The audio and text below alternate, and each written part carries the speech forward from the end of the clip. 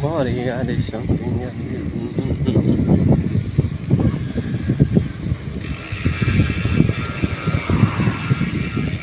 Singo tayo guys sa mga yung buntag karatong tanan. And happy Independence Day. Sikat na guys. Guys, nagtanong sila guys. Humay. Dati akong ganyan.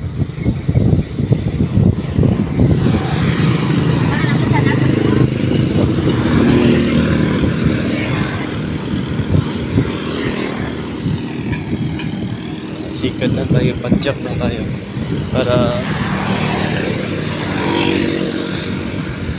maiwasan natin yung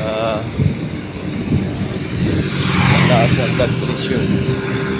Kailangan na natin mag-exercise kahit 3 araw sa isang linggo. Pwede na yan.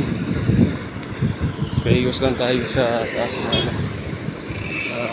ano natin, blood pressure.